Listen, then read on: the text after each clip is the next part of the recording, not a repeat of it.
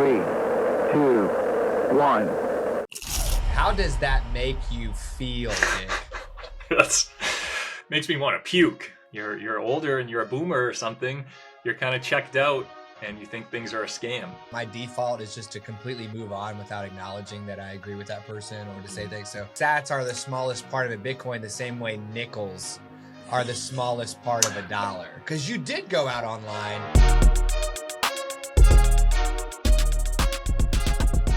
Welcome to Sat Chats, the Bitcoin podcast where we chat about sats. Sats are the smallest part of a Bitcoin, the same way pennies are the smallest part of a dollar. With Sat Chats, we are building the world's biggest Bitcoin welcome center to serve as your gateway to generational wealth. So, if you are brand new to Bitcoin, we want to chat about sats with you. Head to satchats.com to grab your slot in the studio today, literally, okay, for real, not joking. I'm your host, Stewart. And I'm your co-host, Anna Beavon. And with us in the virtual studio is 146 Vic. And he is going to help us get Bitcoin back above $92,000. Oh, Vic, everyone's going to love you after this. Vic, by sharing his Bitcoin story, Vic is going to single-handedly get us back above 6 figs. Is this correct, Vic?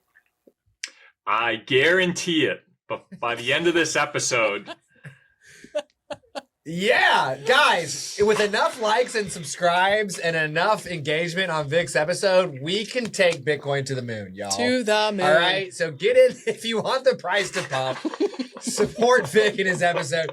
Vic, why don't you introduce yourself to our Satillionaires, and then we'll jump into your Bitcoin story after that. yeah, thanks for having me. My name is Victor. I'm a content creator on YouTube. I only have about 1,000 subscribers, so that's kind of considered a micro influencer, I would say. Especially when you take away the bots, that number might be even smaller. But that said, I'm a huge Bitcoin fan. I'm Bitcoin only, and it really all started because in my personal life, there's a small number of people that even know what Bitcoin is. So my outlet to talk Bitcoin is really to go online. And so I appreciate this opportunity. I think you're doing a great thing with this show. I, like many people, had a brief run-in with Bitcoin when I was younger, about 2013, 2014. I had a roommate that actually had a physical Bitcoin, a Satoshi coin, and I remember him showing it to me. Let me pause you right there. Yes. Because I don't think we've heard that term once. Yeah. So since we're focused on those beginners over here, tell me real quick without losing the thread of your story. Sorry. What in the world is a Satoshi coin?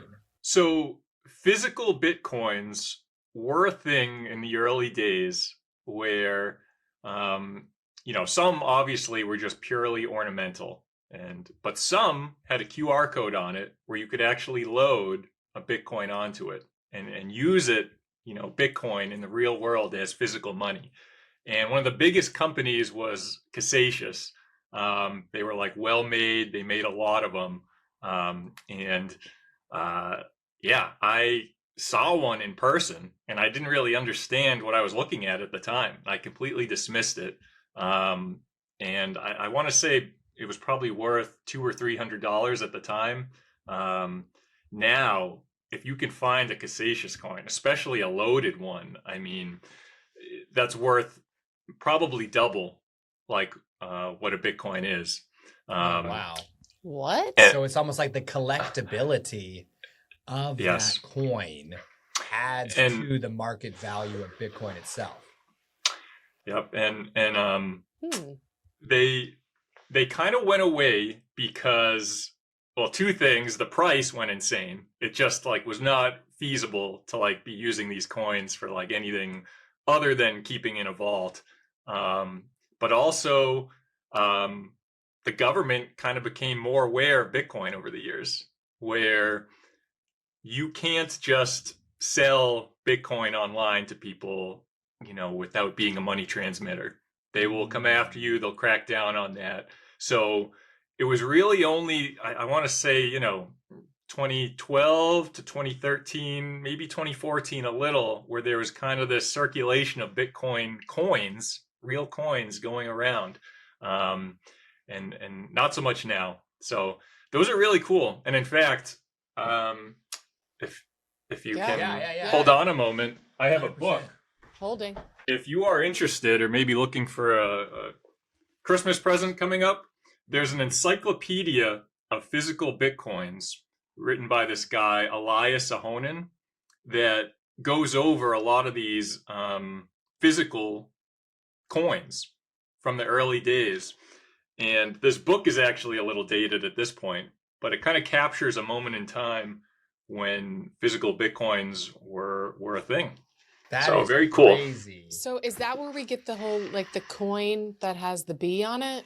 Yeah, I mean, we've is had that a lot actually one of those? We went to the Bitcoin conference in Las Vegas this year, and a lot of companies like Bitcoin Well and others kind of would give you a little tchotchke that was like a gold coin, whatever, with the B on it, and then on the back of it, it would be branded, for the company. Mm-hmm. And Anna Beavon has seen a lot of that, but neither of us have ever seen a Casacious coin or anything that actually has the value attached to it digitally. So is it similar but different? Is the one you're talking about? It almost looks like a circuit board. Yeah. It's like a B with like computer circuits in the background. Yes. Yeah, I think that is like one of the earliest designs, and it kind of became the official symbol of Bitcoin. Like if you Google Bitcoin on like Google Images, a lot of times those pop up. I don't believe those were the kind where you could physically load Bitcoin, but those were some of the earliest examples. And then, a lot of manufacturers kind of just copy that design, and now you can get one for like, $2 off Amazon. But that kind of started around the same time where people were making physical coins.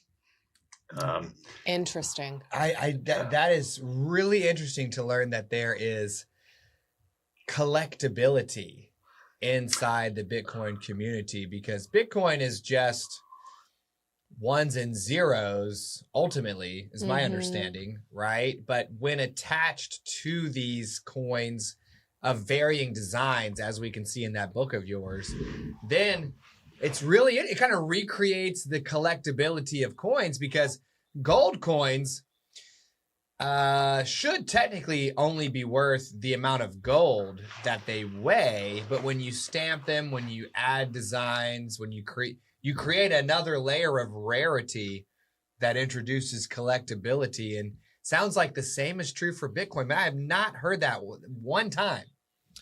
Yeah. No, it's really cool. And I think we all have this desire to like collect things physically, and that kind of scratches that itch. Even people who are into Bitcoin still have this desire to collect little, memento things. And what's crazy is, so they actually made, obviously, 1 Bitcoin coins, and they had to kind of lower it over time to 0.5 and 0.1, but they had 10 Bitcoin coins, and they had a 1,000 Bitcoin coin that you could get in the early days. Whoa.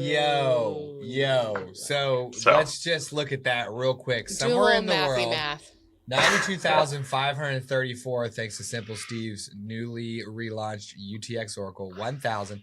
So somewhere in the world, you said 1,000 Bitcoin, correct?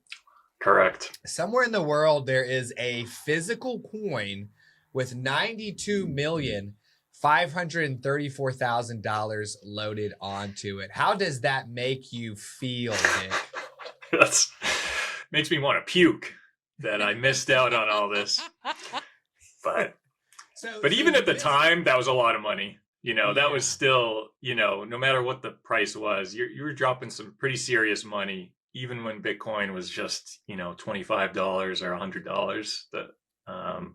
But to imagine that's got to be the most expensive coin in the world. I mean, I'm not a coin guy, a physical coin guy, but I got to imagine that is more money than even like the rarest penny from the United States, right?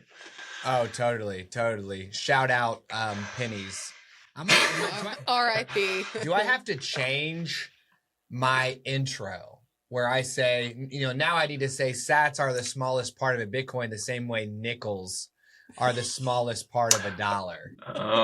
Question to the satillionaires in the comments. I think we still keep rolling with penny because that makes sense. Like until we have entire generations of kids who are like, what is a penny? I think you're okay.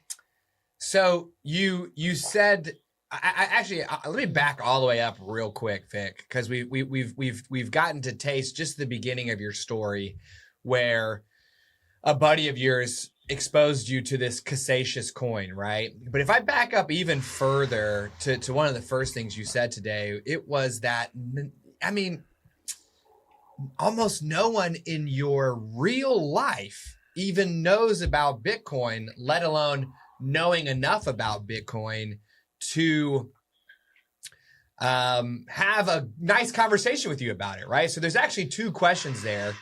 The first one I'm going to ask you is, why are we, after 16 years of consistently good performance on Bitcoin's behalf, with people all around the world adopting this technology, why are we still in a place where most of our friends and family don't even know about Bitcoin, let alone enough about Bitcoin to have some kind of conversation about it? What is going on here, Vic?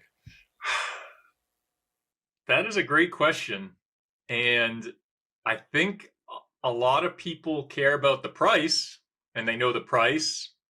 And so when it's going down, they can comment on that, or when it's going up, they can comment on that. But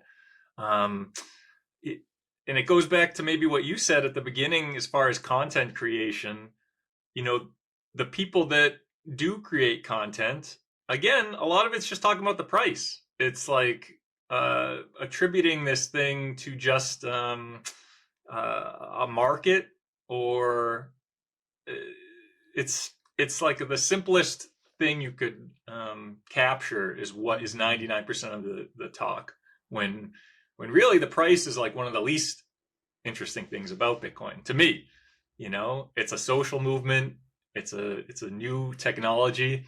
But yeah, I don't know what the answer is. And I think getting people to care is super important. I think, apathy is a big danger to Bitcoin, having people not care. But it's one of those things where I think if you are living paycheck to paycheck, right, you're not worried about like what is money, or you're not able to stop and think maybe about some of these things. You're kind of living in the moment. And then when you're older and you're a boomer or something, you're kind of checked out and you think things are a scam when somebody explains it to you in a simple way. So I think the more detailed and like the clear explanations of Bitcoin there are is our best way to combat that. So kudos to your channel. Well, thank you. I've been, Anna Beavon has been teaching me that it's important to acknowledge people. Just reminding when you. They say stuff. You knew this already. Typically, when I agree with someone, my default is just to completely move on without acknowledging that I agree with that person, or to say things. So, first of all, appreciate that. But this, the second question then is, what is it? Because you talked about since there is no one around, you had to go online to talk about it. What is it about Bitcoin that makes you feel this need to go out and talk about it? Because you did go out online to make those connections, and you went as far as we have gone, which is you're like, dude, I need to make a dang video about this and make a channel about this because this is so important. People need to know that, what is it about, if price is the least important element for you, like what is it that's making you do this? The story of Satoshi was my ultimate hook and like the drug that sucked me in. I felt like maybe a lot of people do who listen to these like mystery podcasts. I was like, if I just read enough online and I just like look into this deep enough, I'm going to figure this out.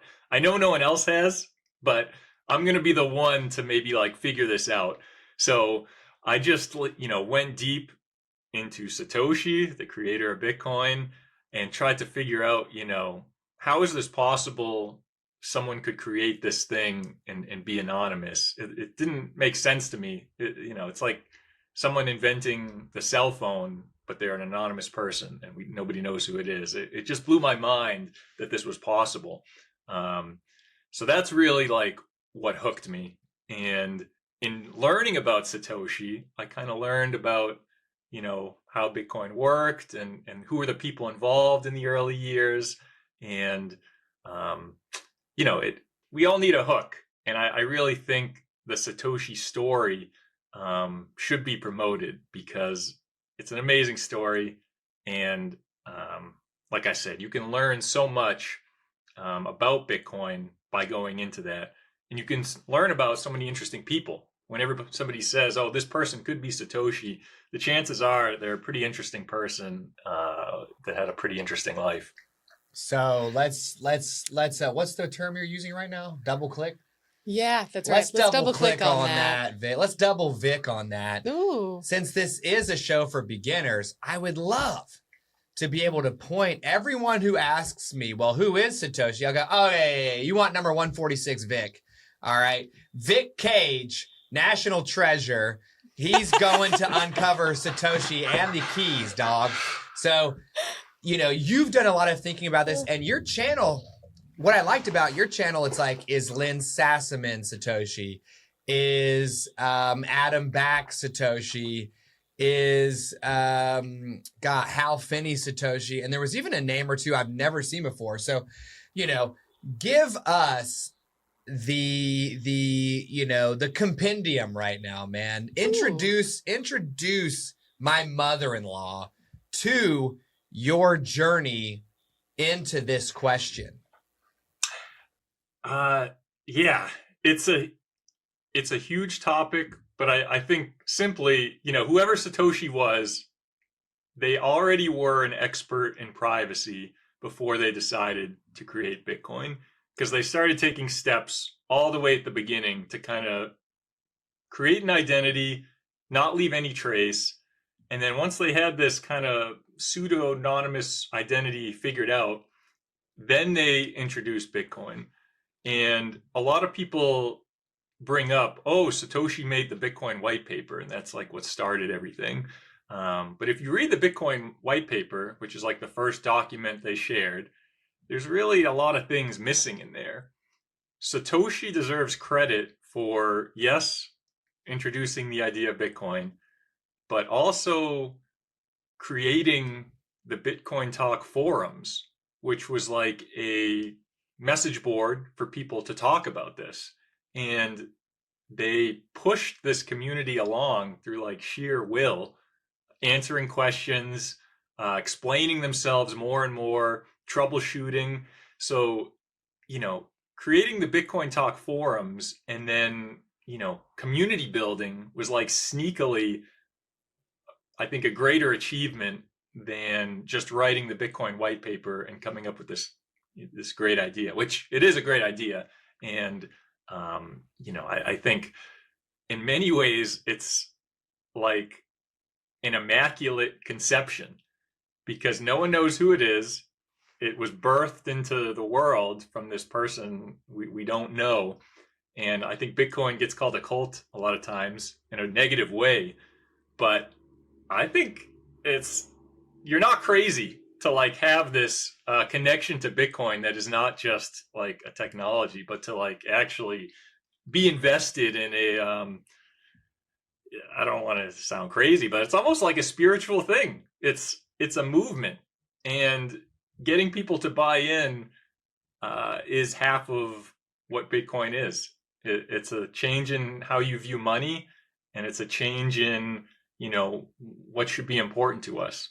So I kind of started going into weird territory, but Satoshi is still unknown.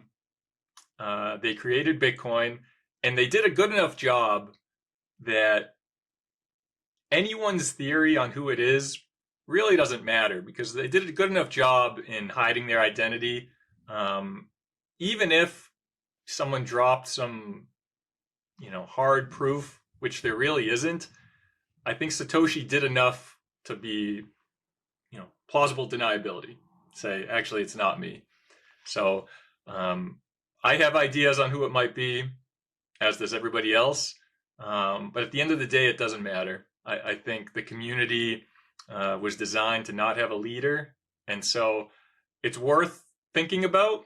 But at the same time, you don't want to, go crazy trying to find a leader or trying to find somebody for guidance on these things because we're kind of on our own now. I think your highlight of the community aspect is one I don't think I actually really thought about too much in the very beginning. Even, I mean, that sounds dumb when I say it out loud, but I kind of agree with you. I think that being able to have the forums and the community and actually build a network of people who believe what's been written, that is wildly impressive. And movements that start with community, I mean, they all start with community. They all start with a couple of people sitting together, chatting about what they've heard and agreeing and trying to figure out where to go next. I mean, basically every single movement that has been impactful in our country has started that way. And I think the concept of immaculate conception as we get closer and closer to Christmas, that was really lovely. Yeah. So, dang. It sounds like we're going to be laying Bitcoin down to rest in the manger this season real quick. And maybe at 92K, it does need to take a little slumber in the manger and kind of like get ready for the new year. Go to its charging station. But what's interesting to me listening to your story so far, Vic, is that you've gone deep enough into Bitcoin to kind of move past the initially interesting elements of it. Mm-hmm. Like when you were talking about all Bitcoin content kind of focusing on the price of Bitcoin and that being the least interesting part, I'm a big Disney guy. And what I thought about was like taking the entirety of all the experiences that you can have inside the Magic Kingdom on the Tron coaster, on Big Thunder Mountain, a parade, the fun different restaurants. And just saying, and actually just focusing only on the price of a day's admission going up and down over time. It's kind of like boiling it down to that's absolutely the first thing that you need to confront to get inside the Magic Kingdom. But once you've paid that price, what you're really getting is access to a whole world of experiences and possibilities and memories. The same is true with Bitcoin, where once you get some, whether it's 60K, 92K, 125K, you're accessing a world of decentralization, of the future, trust, and fairness, rules, all this kind of stuff.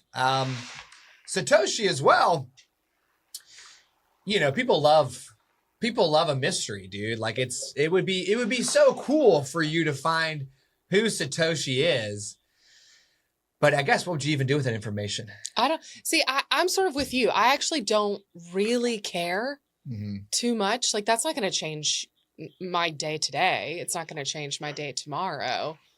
I mean, I sort of feel the same way about Shakespeare with all the mysteries around who is Shakespeare. Was he actually William Shakespeare? Right. Doesn't really change the fact that I'm a big Tragedy of Julius Caesar. I love me some Macbeth. Like, it doesn't change the fact that I love those. And it's not going to change the fact that I really like Bitcoin. But just for the lulz, as they say, how many different people have you looked at in terms of possibly being Satoshi? And do you have a favorite one that you feel like is the most likely, even though it doesn't necessarily matter? Like just for funsies. I do like who the have funsies. You looked at? Yeah. Who have you looked at for the YouTube Shorts algo so that we can chop this up? and be like, and the title's like, he figured it out, and just be completely all caps Bitcoin content, sensationalist degeneracy. Who have you looked at in your journey, and who do you feel like is the most likely candidate based on what you know today? I don't want to come right out and say who I think Satoshi is, but I will say, if you read Nick Szabo's article called "Shelling Out," like a seashell, SHELLING, you'll see in a very like autistic way, and I say that with love, somebody talking about how money came to be, like from animal times, from cavemen times up to today. And you'll read that and be like, you know, whoever wrote this is got to be like best friends with Satoshi. And then you realize Nick Szabo was friends with Hal Finney. And then you realize he was on the early cypherpunk mailing lists. And he had an earlier proposal called Bit Gold that never really went anywhere. And I think your eyes will really start to open that this man could be Satoshi. But Satoshi did a good enough job in obscuring their identity that there's no way we could ever prove that.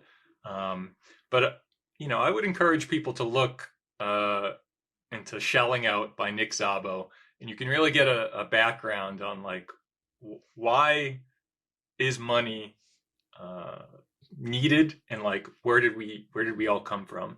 And I don't like to go out and promote that, because hypothetically, what if Satoshi was, you know, a crazy person?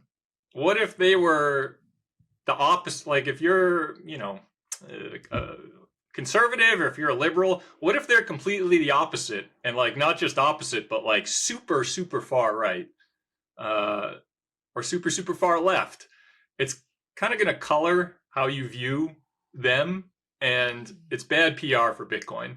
So, you know, I think, you know, Satoshi's interesting to think about, but we don't want to like build people up to be this ultimate God, truth, emperor, because they're just people, and Bitcoin was an idea, and we should take that idea with us, but not, you know, treat people like every opinion they have is gospel.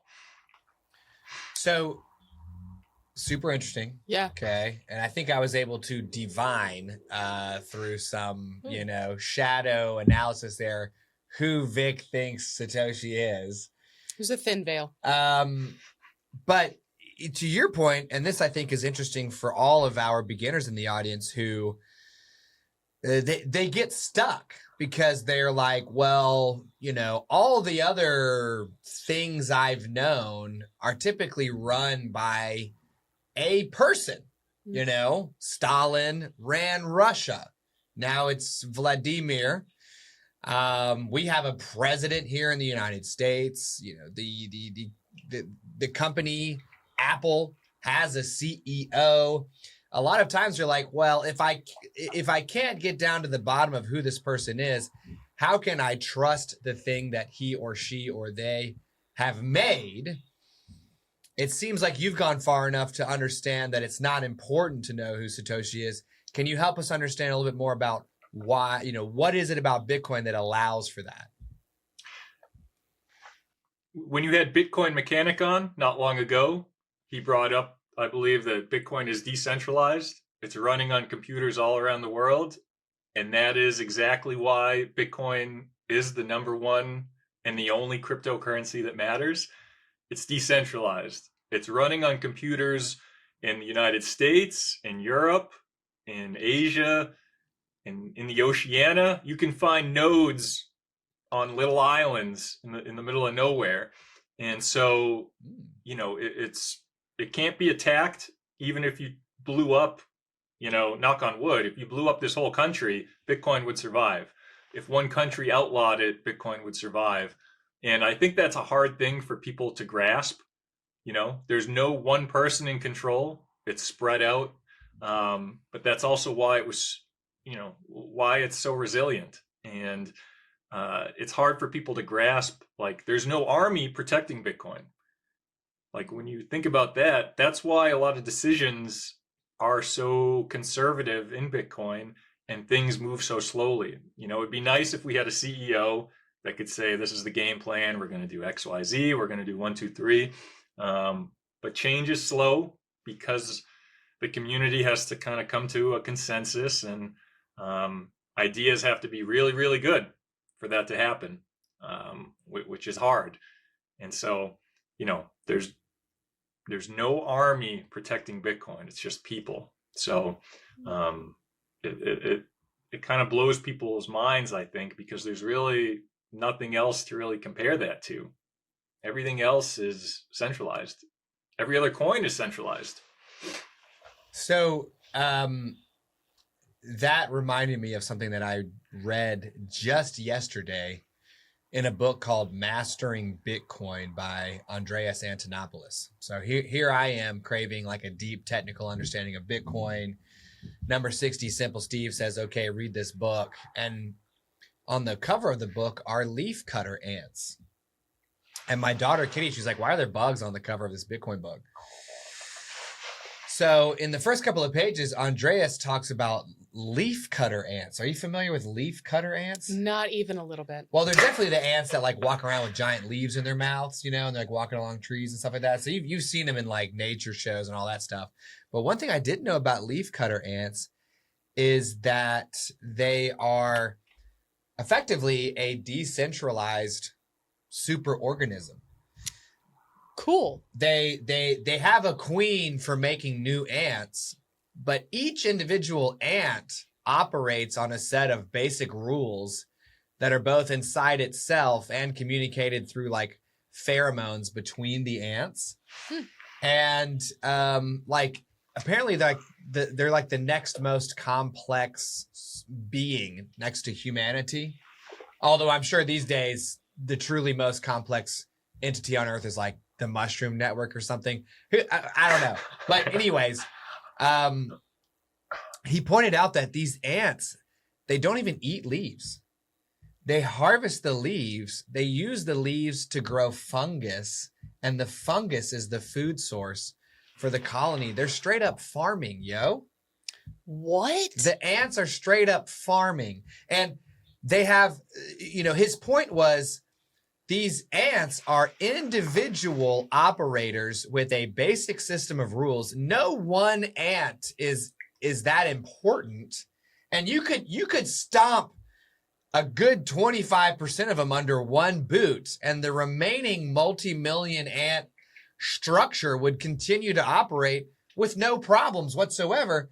And each individual ant or node in the Bitcoin network is not too terribly complex. But the interconnection and the sharing of these simple rules and stuff turns into this like spontaneously ordered, super resilient, macro organism. I was like, dang, Bitcoin is like the leaf cutter ant of money. I love that visual. That super helps explain and I don't know, uses a pre-existing schema instead of like making you understand what a node is. Yeah. That's very nice. It was crazy. So I guess, what I hear when you share, Vic, around why we don't need to know who Satoshi is it's because, Bitcoin is not Satoshi. Bitcoin is the code, and we're running the code for my mother-in-law, the software program. Eventually she's going to listen to this show and I'm going to get in trouble. I think you're really safe right now. I was actually wondering if she even knows what you do.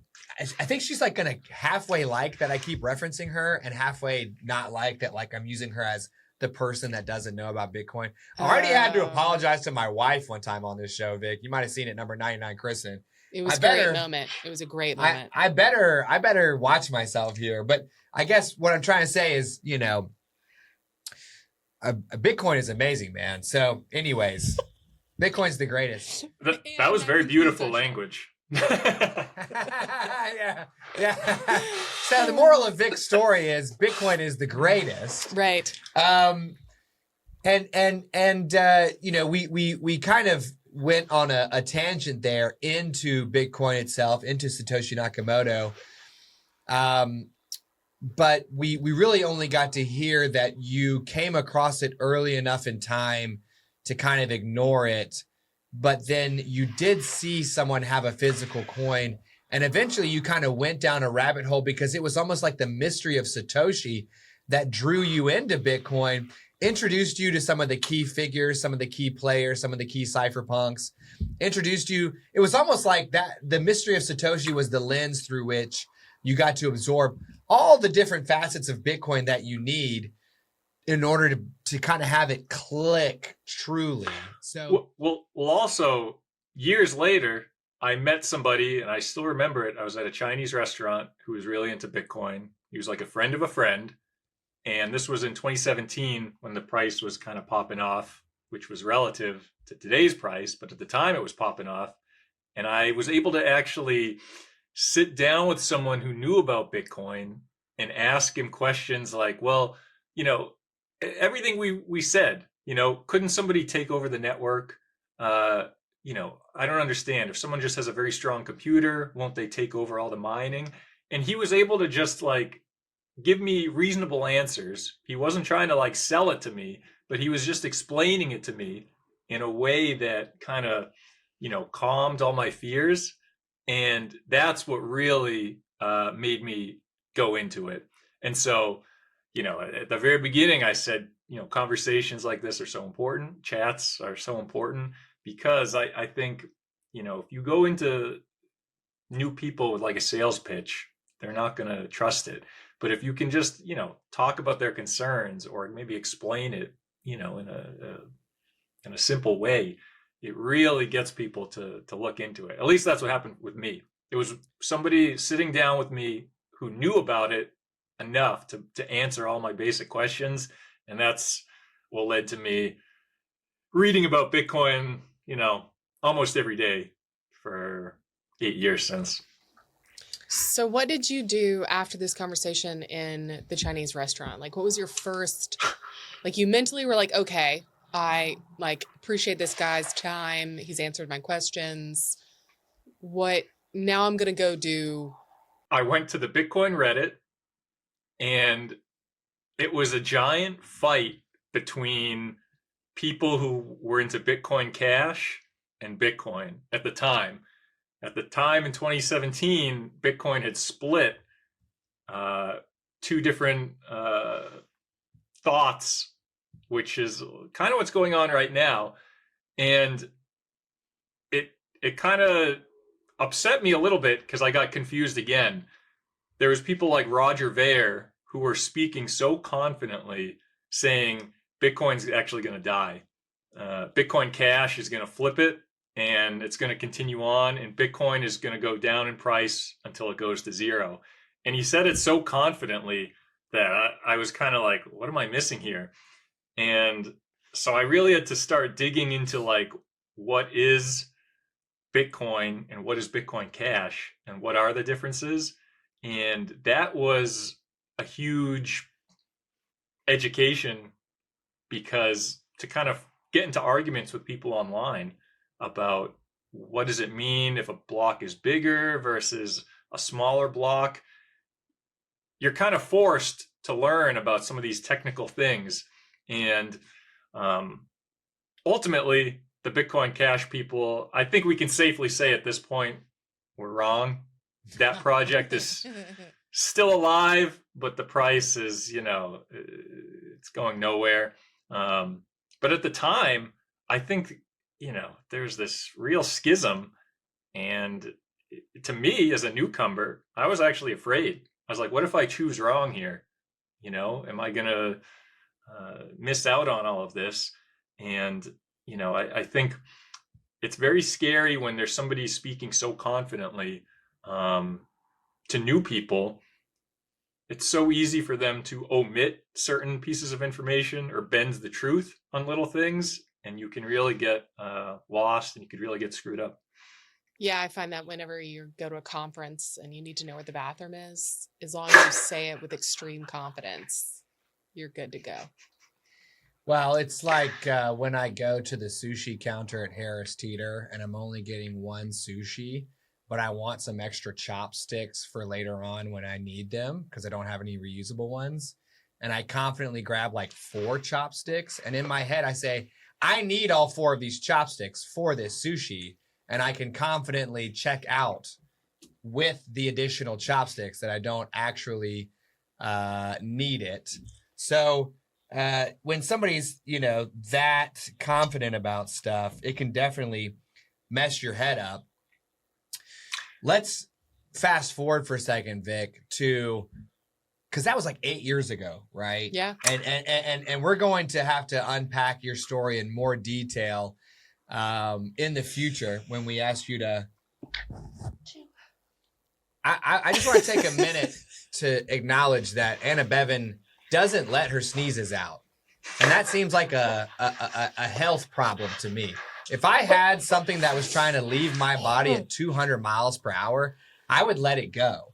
She's doing something to stop her sneeze while it's still inside her body. Did you see that?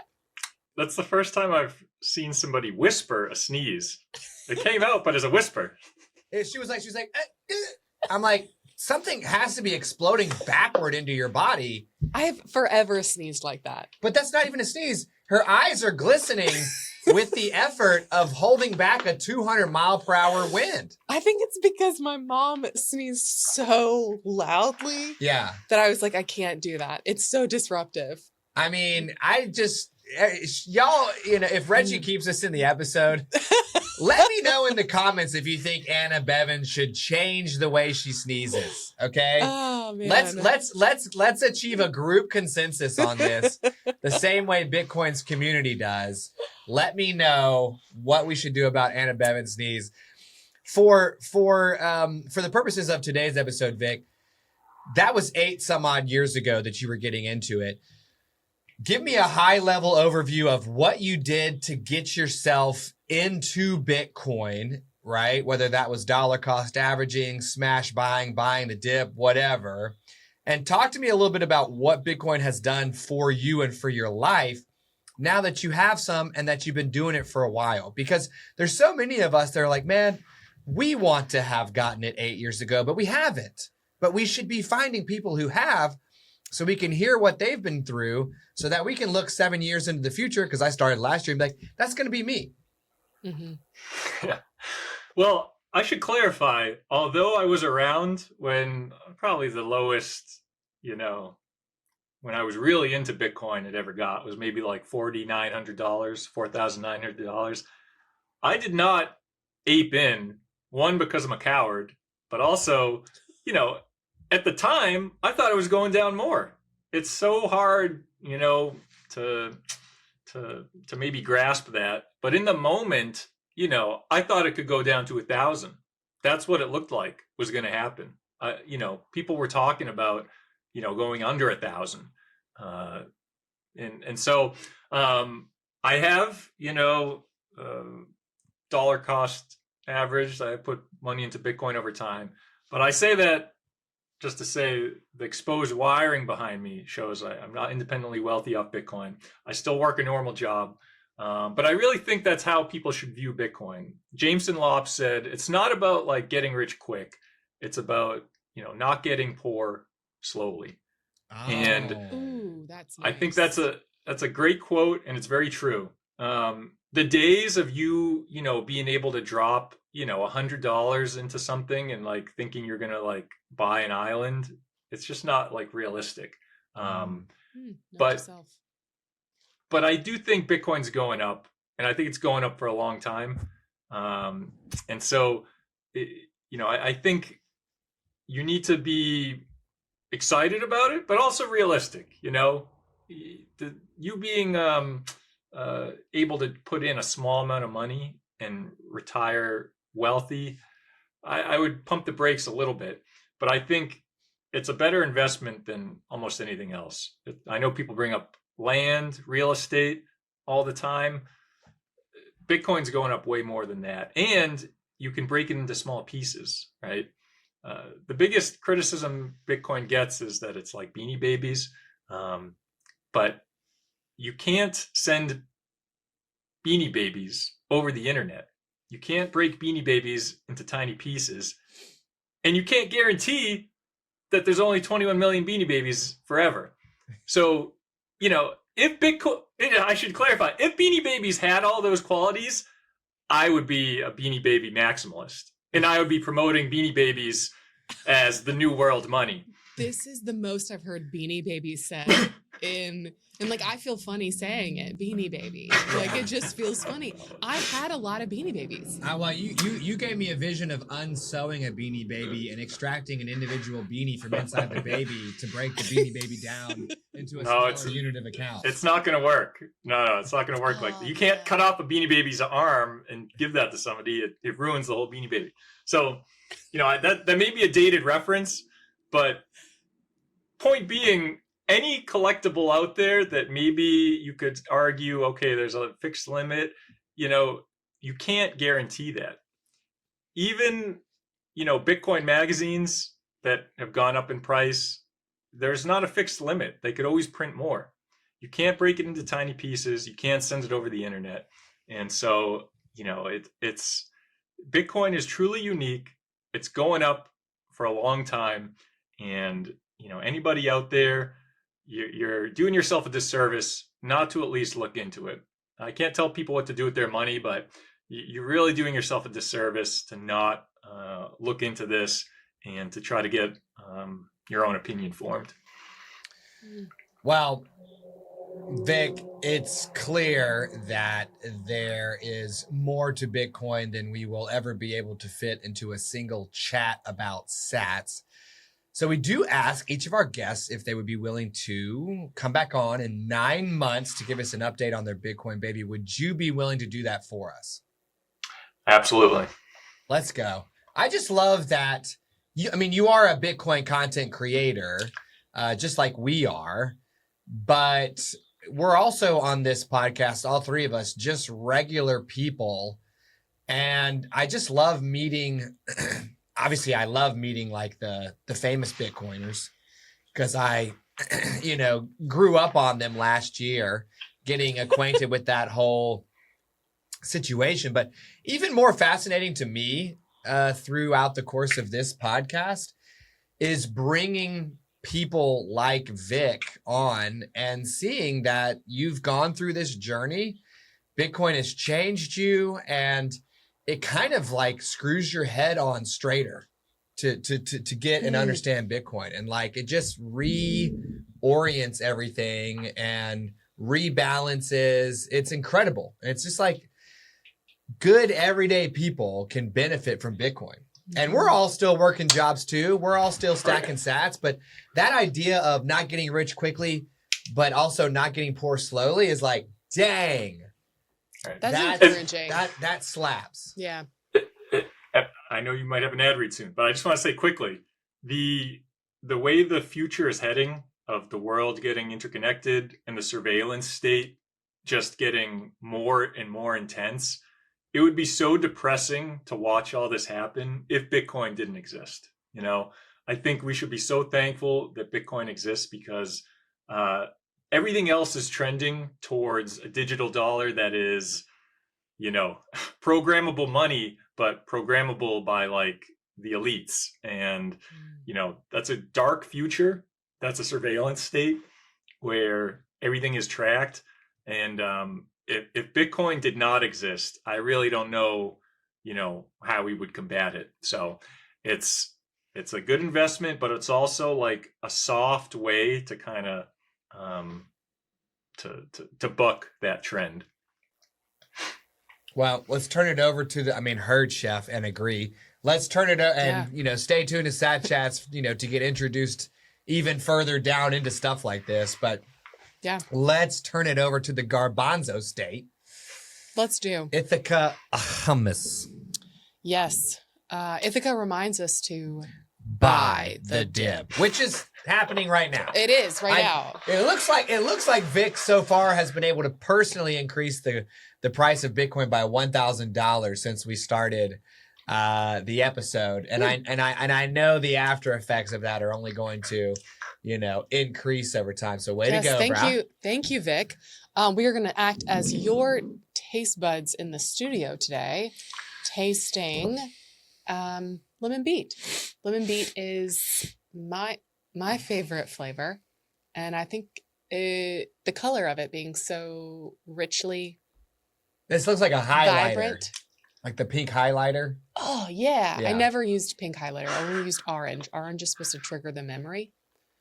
In case you were wondering, if you ever need to go back and do some serious studying, orange triggers the memory. So no other highlighter is worth it. Wow, that's crazy. Just okay. stick with me and fun facts on study habits. Orange highlighter, orange coin. Here we go. Here we go.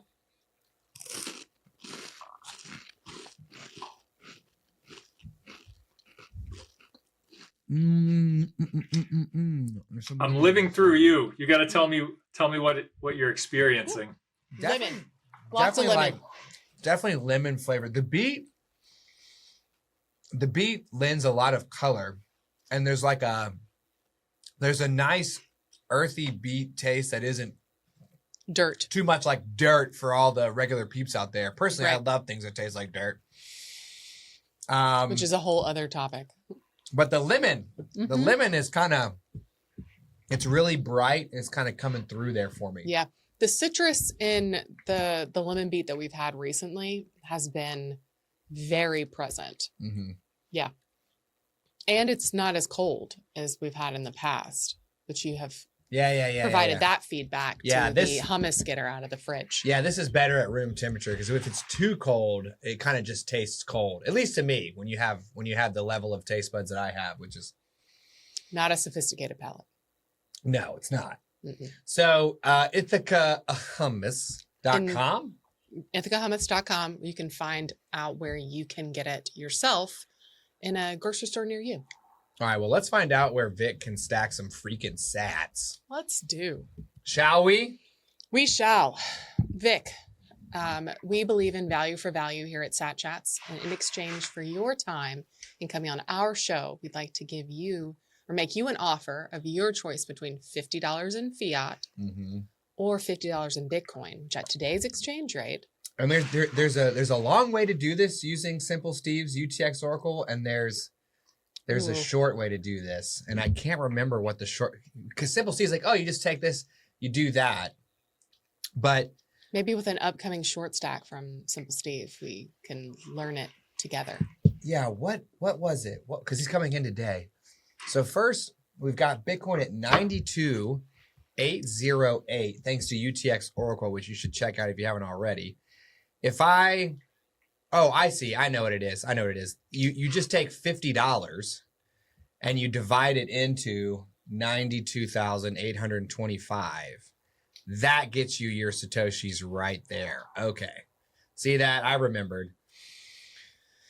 All right. So 53864. Dang, man. All right. So at today's exchange rate, it is 53,864 Satoshis. Yeah, we've been giving out sats when it was at 125K, like the sats were like 41, 42,000. So this is a pretty slamming stack right here. Yeah, it's a pretty sweet stack. What's it going to be for you? It's not a hard decision. I want the orange money. Yeah. I want the sats. Like an orange highlighter. Or as number 32 Lucola would say, who also kind of had a spiritual connection to Bitcoin, by the way. So don't think that you're weird for pointing that out. He said, I'll take the calculator, please. I remember when he did that. That was funny. All right. So thank you for stacking the Satoshis. You bring our scoreboard to 148 who have stacked the sats, along with 9 who chose the cash. Yes. It is incredible how long we have just stayed at 9. Yeah, since 112. I'm telling you, if you filter all 8 billion people through me and let me chat about sats with them, this is the ratio that you will achieve. Period. Okay? I mean, can I just calculate that real quick? I mean, 147 plus 9 Please, yeah. is 156. 147 divided by 1. We have a 94% success rate on this show. if you want to Bitcoinize, hyper Bitcoinize Earth, please just send them to me, okay? And we'll chat about sats. I promise it'll work out. We have an A. 94% of the time. A statistician might want to challenge you a little bit on that ratio, but I think the coming from a good place.